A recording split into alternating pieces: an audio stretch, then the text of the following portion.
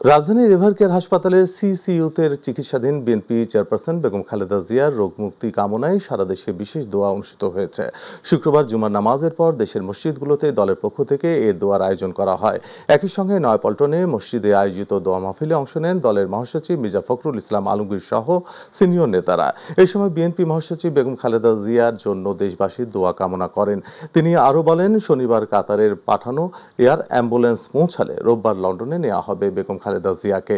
তবে উনি ফ্লাই করতে পারবেন কিনা সেটা চিকিৎসকরা সিদ্ধান্ত নেবেন। চিকিৎসকরা প্রাণপণে চেষ্টা করছেন এবং আশা করছেন যে তিনি আগামীকাল যদি আপনার এয়ার অ্যাম্বুলেন্স এসে পৌঁছায় কাতার থেকে, তাহলে আগামী পরশু অর্থাৎ রোববার তাকে লন্ডনে নিয়ে যাওয়া সম্ভব হবে।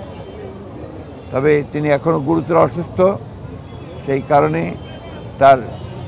তিনি ফ্লাই করতে পারবেন কিনা সেটা ডাক্তাররা নিশ্চিত করলেই তাকে ফ্লাই করে নিয়ে যাওয়া হবে অ্যাম্বুলেন্সে করে। আমরা আজকে এখানে এই নয়াপল্টনের এখানে মসজিদে আমরা নামাজ আদায় করেছি, জুমার নামাজ।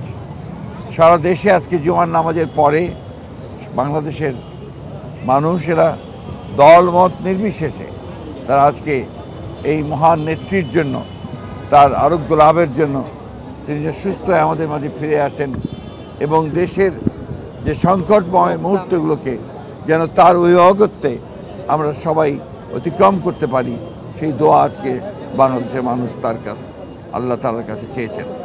আমি আবারও পরম করুণাময় আল্লাহ তার কাছে দোয়া করছি, প্রার্থনা করছি যে আল্লাহ তাআলা যেন তাকে সুস্থ করে আবার আমাদের মাঝে ফিরিয়ে নিয়ে